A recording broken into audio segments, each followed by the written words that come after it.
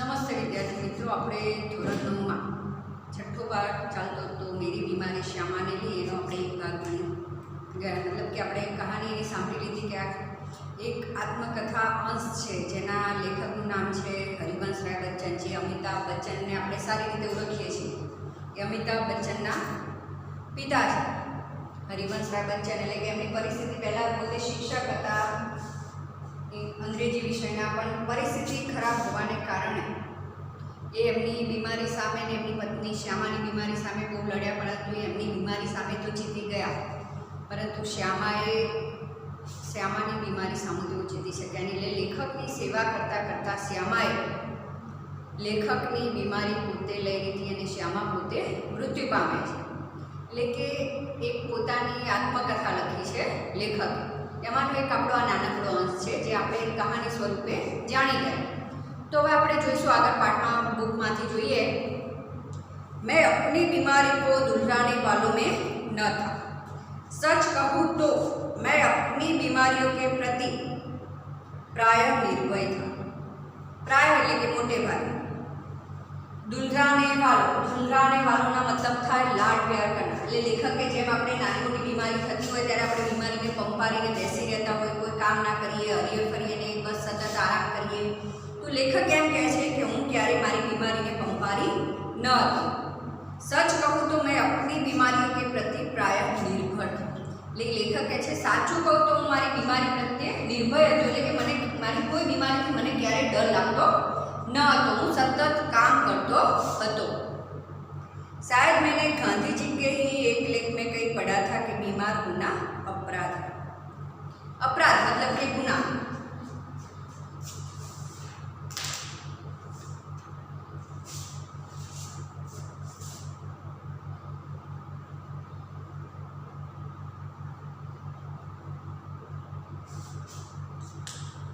अपराध मतलब के गुनाह.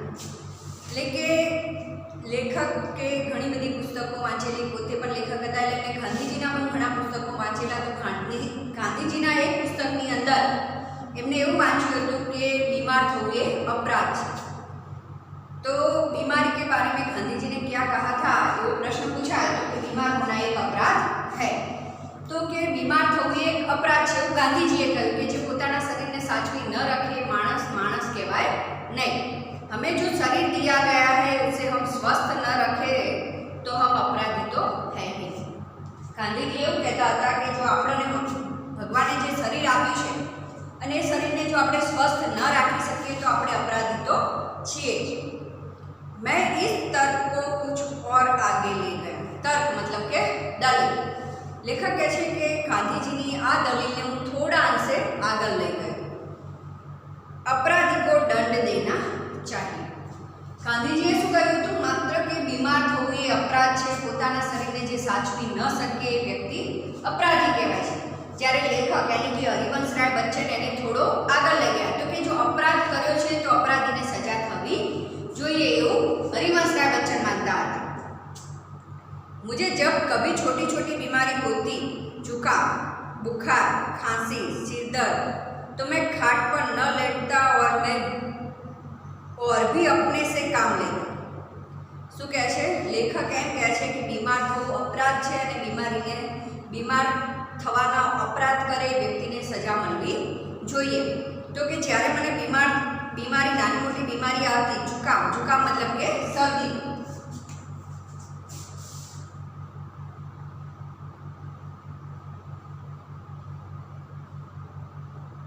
તો કે જ્યારે મને શરદી થાય, बुखार यानी कि ताप, खांसी, सिर दर्द એટલે મસ્તકને દર્દ એટલે દુખાવો, તો કે માથાનો દુખાવો, तो मैं खाट पर न लेटता और अपने से और भी ज़्यादा काम लेता. એટલે કે જ્યારે મને શરદી, ખાંસી, તાપ, માથાનો દુખાવો આવી કોઈ નાની મોટી બીમારી થતી તો હું ક્યારેય પથારીમાં આરામ કરતો ન હતો, પોતાની જાતને સજા કરતો. જેટલું રોજ કામ કરતા એના કરતાં બમણું કામ હું કરતો હતો. मुझे भरे भुट्टे बुखार में भी अपनी रात की ट्यूशनों पर जाने की याद है. भरे भुट्टे એટલે बहुत तेज.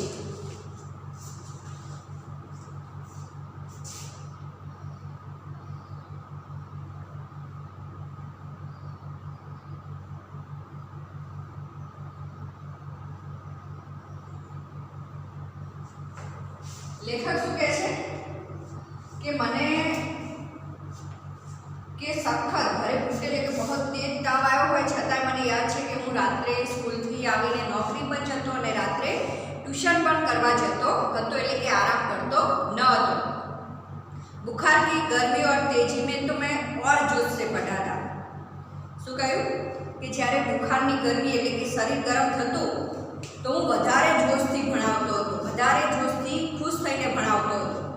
મજદૂરી કરકે રોટી કમાને વાलों को बीमार पड़ने का क्या अधिकार? શું કહ્યું છે કે જે માણસ મજદૂરી કરે છે અને મજદૂરી કરીને પોતાની રોજીરોટી કમાય છે એટલે કે પોતાનું ભરણ પોષણ કરે છે એ માણસને બીમાર પડવાનો કોઈ અધિકાર નથી। કેમ કે જે વ્યક્તિ મજૂરી કરે છે એને ખબર છે કે કમાઈને લાવશે તો જ એના ઘરમાં ખાવાનું બનશે, બાકી જો કમાઈને નહીં લાવે, બીમાર પડશે, આરામ કરશે તો એના ઘરમાં પૈસા નહીં આવે અને ખાવાનું પણ બનશે નહીં। એટલે કે મજદૂર જે મજદૂરી પર જેનું ઘર ચાલે છે ને એ વ્યક્તિને બીમાર પડવાનો કોઈ અધિકાર નથી। बीमारी अमीरों की हरमजदगी। प्रश्न पूछा कि बीमारी क्या है, तो कि बीमारी अमीरों की हरमजदगी। हरमजदगी એટલે હરામીપણ।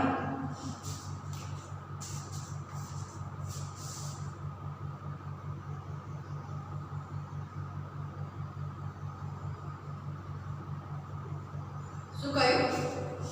હરમજદગી मतलब કે હરામીપણ, કે અમીર લોકો બીમાર પડે તો એમનું કોઈ નુકસાન ના જાય, થોડું ઘણું પૈસે ટકે નુકસાન જાય, બાકી એમના ઘરમાં કંઈ રોટલો ખાવા પીવાનું બંધ નહીં થઈ જવાનું, કે ઘરના વ્યક્તિઓ કોઈ ભૂખે મરવાના નથી।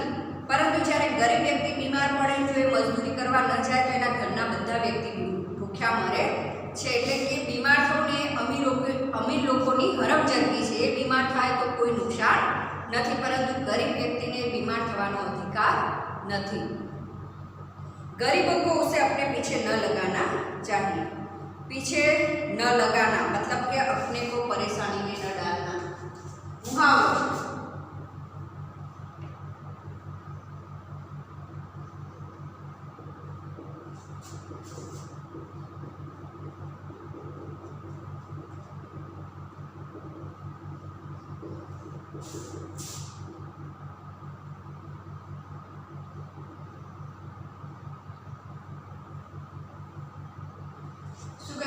पीछे न लगाना, बीमारी को पीछे न लगाना मतलब के अपने को परेशानी में न डालना।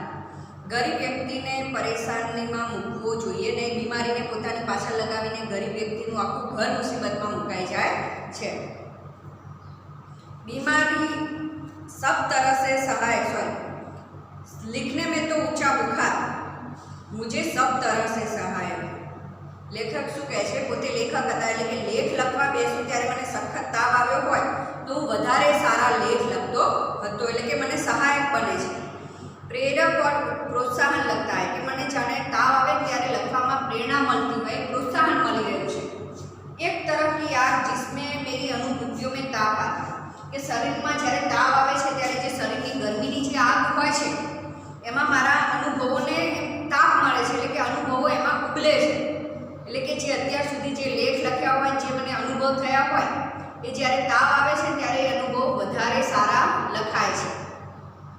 जिसमें गल पिघल कर मेरा हृदय ढलता है, एक तरफ की भट्टी जो मेरे विचार भाव कल्पनाओं को उबाल देकर उच्छलित करती है। કે જ્યારે મને તાવ આવે છે ત્યારે જ્યારે મારા જે અનુભવો છે, મારા મનના વિચારો છે, એ મારા શરીરની તાવની ગરમીથી ઉકળીને એ મારા વિચારો મારા મન દ્વારા, મારા હૃદય દ્વારા બહાર આવે છે અને હું સારો એવો લેખ લખું છું। એટલે કે તાવ આવે ત્યારે લેખક એમ કહેવા માંગે છે કે જ્યારે મને તાવ આવે હોય છે ત્યારે જ્યારે હું લેખ લખું તો વધારે સારો લેખ લખું છું।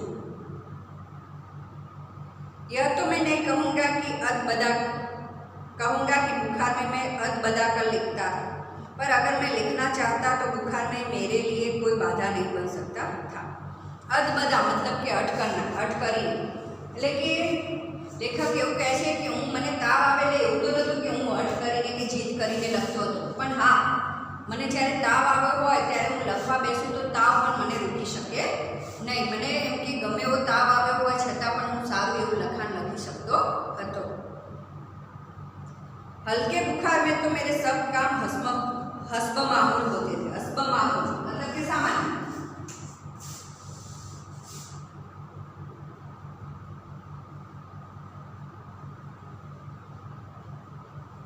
सामान्य એટલે કે રોજિંદા આપણે જે કરતા હોય એ કામ। એટલે કે જ્યારે મને સામાન્ય તાવ આવ્યો હોય ત્યારે તો હું બધા કામ રોજની જેમ જ કરતો હતો। कोई मेरा बदन छूकर कभी कहता कि तुम्हें तो बुखार है तो मैं पट से जवाब दे देता था। શું કહે છે? કોઈ મારું શરીરને અડીને મને કહે કે તને તો તાવ આવે છે તો હું ઝડપથી જવાબ આપી દેતો હતો कि हाँ बुखार है और मैं भी कि हाँ મને તાવ પણ છે અને હું પણ છું, મને કંઈ થયું નથી। એમ કે મને કોઈ મારું શરીરને અડીને કોઈ કહે કે તને તો તાવ આવે છે છતાં તું આટલું કામ કરે છે ત્યારે લેખક કહે हाँ મને તાવ પણ છે અને હું પણ અડીખમ છું, મને કંઈ થયું નથી એવો સ્પષ્ટ જવાબ લેખક આપતા હતા। और जब वह बुखार में होता और मैं भी हूँ। शायद किपलिंग ने अपनी आत्मकथा में लिखा है कि कभी कभी उसे बुखार में भी काम करना पड़ता था। किपलिंग कौन है? एक अंग्रेज साहित्यकार है जे अंग्रेजी में साहित्य लखतो। तो कि किपलिंगे पण पोतानी आत्मकथानी अंदर एवुं लख्युं छे कि ज्यारे कोई वार एने ताव आवतो छतां पण ए घणीवार काम करतो हतो। और जब वह बुखार में होता था तो और अच्छी कहानियां लिखता। અને કિપલિંગે શું કહ્યું છે એની આત્મકથાની અંદર કે જ્યારે એને તાવ આવતો ત્યારે વધારે સારી કહાની લખતો હતો। એટલે કે લેખકની જેમ એ કિપલિંગને પણ એવું જ હતું કે તાવ આવે ત્યારે વધારે સારું સાહિત્ય લખતો હતો। बुखार में कम लिखने की मुझे याद नहीं है। શું કહ્યું છે? બુખારમાં ઓછું લખવાની મને આદત નથી કે મેં ઓછું લખ્યું હોય એવું કિપલિંગ કહેતો कि बुखार में कम लिखने की मुझे याद नहीं, वह कैसे बन पड़ा इसका निर्णय मैं न देना चाहूँ। એટલે કે બુખાર તાવ આવતો ત્યારે મેં ક્યારે ઓછું લખાણ લખ્યું નથી કે કઈ રીતે શક્ય બનતું એ હું કહી શકું નહીં। प्रश्न पूछा है कि किपलिंग ने अपनी आत्मकथा में क्या लिखा है? तो किपलिंग ने अपनी आत्मकथा में लिखा है कि बुखार में भी काम करना पड़ता था तो और भी अच्छी कहानियाँ लिखता था।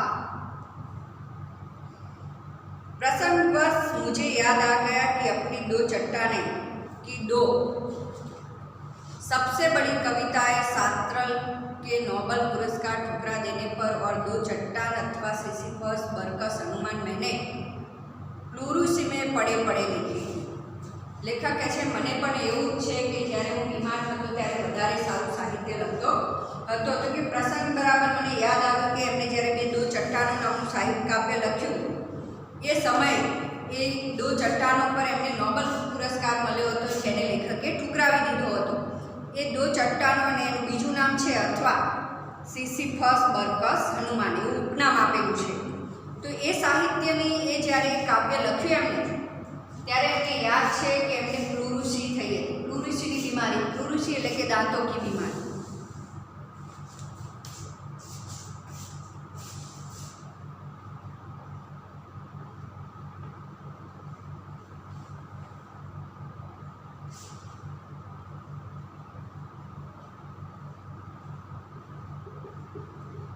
प्लूरूसी मतलब के दांतों की बीमारी। એટલે કે જ્યારે લેખકે દો ચટ્ટાનો નામનું સાહિત્ય લખ્યું, કાવ્ય લખ્યું ત્યારે એમને દાંતોની બીમારી થઈ હતી છતાં પણ એમને એ સારું એવું સાહિત્ય લખ્યું ને જેના પર એમને નોબેલ પુરસ્કાર આપવામાં આવ્યો હતો।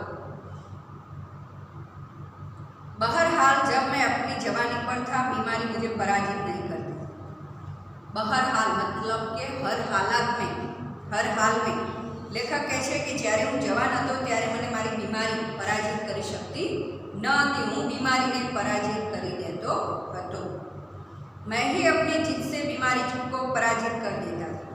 શું કહ્યું છે કે હું જ મારી જીદ કરીને બીમારીને હરાવી દેતો હતો। બીમારી મને ના હરાવી પણ હું હઠ કરીને બીમારીને હરાવી દેતો હતો।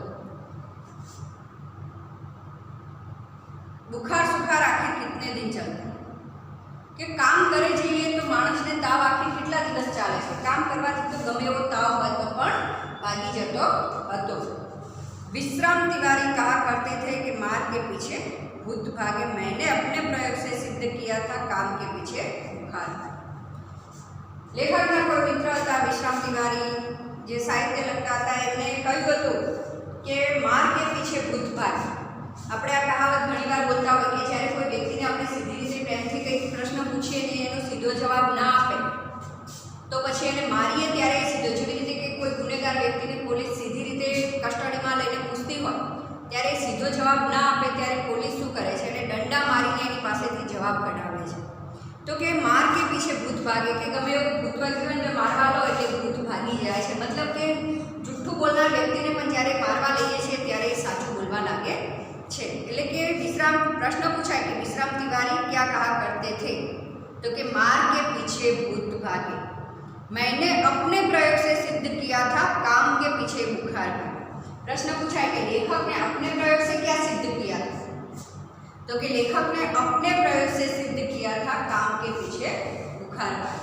लेखक એવું માનતા હતા કે ગમે એવો તાવ આવ્યો હોય, જો પથારીમાં પડ્યા રહેશો તો એ તાવ મટતો નથી, પણ હા તમે કામ કરવાનું ચાલુ કરશો તો એ તાવ આપોઆપ મટી જાય છે। એટલે કે કામ के पीछे बुखार भागे, यह बुखार मामूली न था। परंतु लेखक ने आ वक्ते जे ताव आव्यो तो ये सामान्य ताव होतो नहीं। इसका संबंध उस तूफान से था जो पिछले 9 महीनों से मुझे झकझोर रहा था। શું કહ્યું છે? ઝકઝોરના मतलब કે હિલા દેના।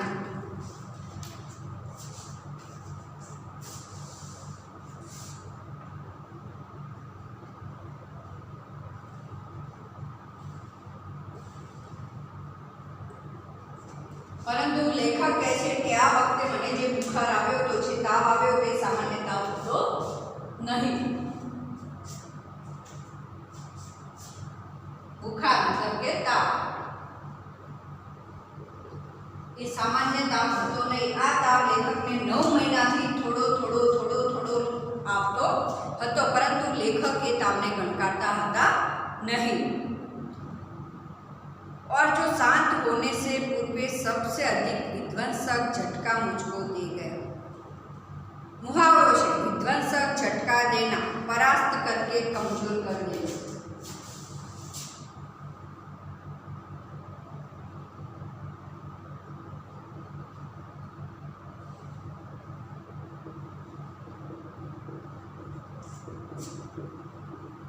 परास्त करके कमजोर कर देगा।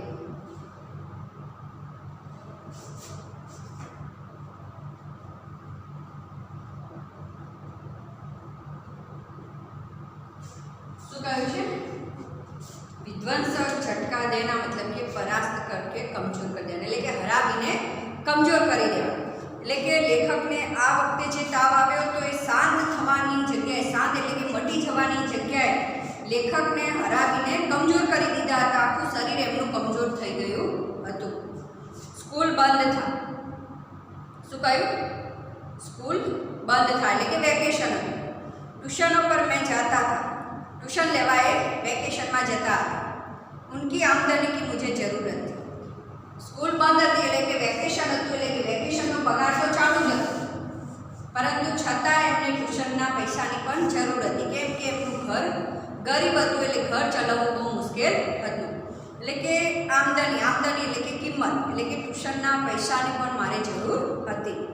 કિતાબો की बिक्री अभी अनियमित थी। किताबों की बिक्री मतलब કે લેખક જે સાહિત્ય લખતા હતા એનું વેચાણ અત્યારે અનિયમિત હતું, એટલે કે નિયમિતપણે થતું ન હતું।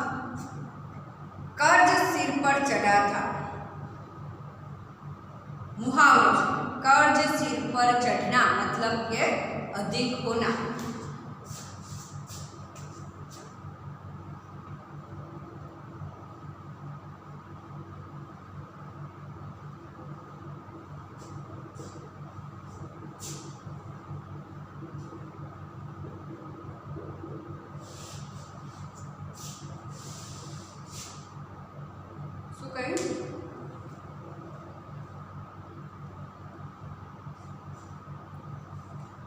कर्ज सिर पर એટલે કે લેખકને કર્જ मतलब કે દેવું, દેવું પણ વધી ગયું હતું કે જે દેવું પણ ચૂકવવાનું હતું, ઘર પણ ચલાવવાનું હતું, એટલે એમને નોકરી પણ કરવાની હતી અને સાથે ટ્યુશનની પણ જરૂર હતી.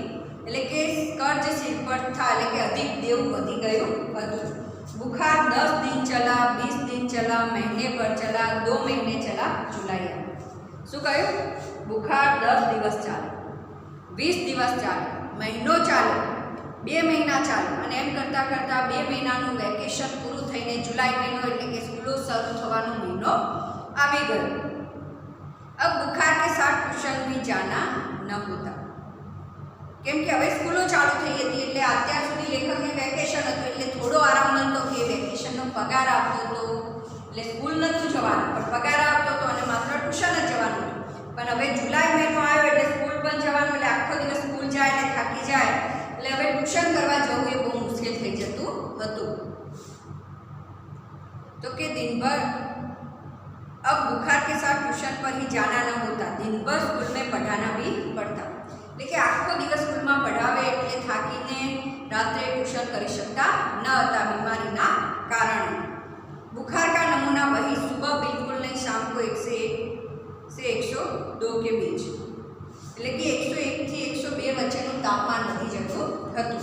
બુખાર તાવ સવારે બિલકુલ નહીં અને જ્યારે રાત પડે એટલે 101 થી 102 સુધીનું તાપમાન વધી જતું હતું.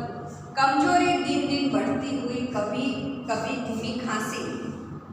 શું ધીરે ધીરે ધીરે ધીરે એમની શરીરની અંદર કમજોરી વધી રહી હતી એટલે કે ધીમી ધીમી એમને ખાંસી આવતી હતી.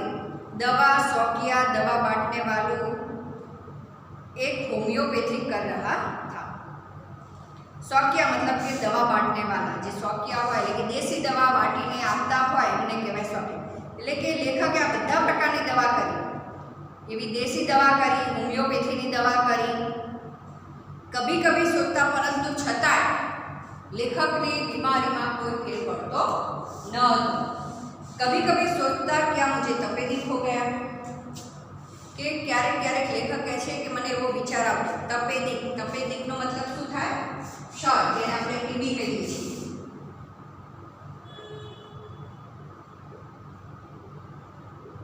ક્ષય કે જે ટીબી, જે ખાંસી થવાથી શરીરની અંદર ચાંદી પડે છે ને જે ટીબી રોગ થાય છે.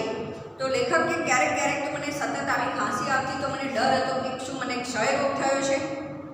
हो गया हो तो एलोपैथी का इलाज तो अपने बुद्धि के बाहर, बुद्धि के बाहर होना, शक्ति के परे होना. मुहावरो.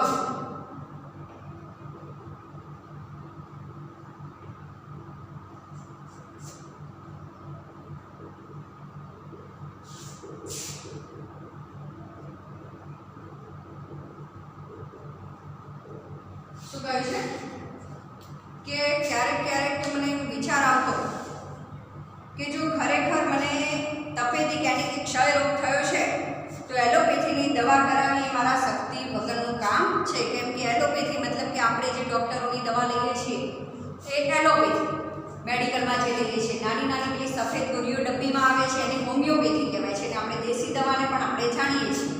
તો એલોપેથીની દવા તો કે એટલી મોંઘી દવા કરાવવી એ મારા બસની વાત નથી, એટલા પૈસા મારી પાસે નથી. क्या उस समय मेरी जीह्वा पर सरस्वती बैठी थी जब मैंने कहा था कि श्यामा का बुखार मैं लेने जा रहा हूँ. જીહવા પર સરસ્વતી બેઠના એક મુહાવરો છે. જે સરસ્વતીનું નામ એટલે કે સરસ્વતી વિદ્યાની દેવી હંમેશા સત્ય જ બોલાવે. એટલે જીહવા પર સરસ્વતી બેસવુંનો મતલબ થાય કે હંમેશા સાચું જ બોલવું. એટલે કે જીહવા પર સરસ્વતી बैठना मतलब कि कही हुई बात का सच होना.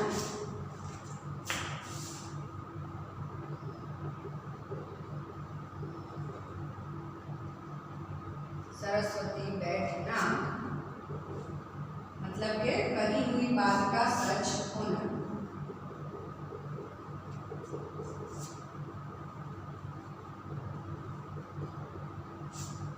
તો લેખકે એકવાર એમને ધીમો ધીમો તાવ આવતો હતો તો એમનાથી બોલાઈ ગયું કે શ્યામા તારો તાવ હું લેવા જઈ રહ્યો છું. એટલે લેખકને એમ થાય છે કે શું એ વખતે મારી જીભ ઉપર સરસ્વતી બેઠી હતી કે જ્યારે હું એમ બોલ્યો હતો કે શ્યામા હું તારો તાવ લેવા જઈ રહ્યો છું. बैठी हो तो कितना अच्छा है, क्या मैं बीमार हूँ इसलिए श्यामा स्वस्थ है. લેખકને શ્યામાની બહુ ચિંતા થતી હોય છે. એટલે કહે છે કે મારી જીભ ઉપર સરસ્વતી બેઠી હોય તો કેટલું સારું કે જો લેખક શ્યામા સાજી થઈ જતી હોય ને એની જગ્યાએ મને તાવ આવતો હોય તો સારું, કે જેથી શ્યામા તો સાજી રહી શકે. जिसने पिछले 6 वर्षों से इन महीनों में ज्वर मुक्ति नहीं जानी. श्यामा 6 वर्षથી बीमार रहती थी. કેટલા વર્ષથી શ્યામા બીમાર રહેતી હતી? 6 વર્ષથી થોડી થોડી બીમારી શ્યામાને થોડો થોડો જ્વરનો મતલબ પણ તાવ જ થાય, તાવ કે બુખાર. એટલે કે શ્યામાને પણ 6 વર્ષથી થોડો થોડો તાવ આવતો હતો. એટલે કે એના શરીરમાં 6 વર્ષથી નાની મોટી બીમારી થતી હતી. એટલે કે 6 વર્ષથી એને તાવમાંથી મુક્તિ મળી નથી. पर श्यामा को मेरी बीमारी भी भीतर भीतर खाए जा रही थी. लेकिन श्यामा ने લેખકની બીમારી પણ અંદરો અંદર ખાઈ રહી હતી. એટલે કે લેખક બીમાર હતા એની પણ શ્યામાને વધારે, શ્યામા પોતે બીમાર હતી એની શ્યામાને ચિંતા નથી, પરંતુ લેખક બીમાર હતા એની શ્યામાને બહુ ચિંતા થતી હતી.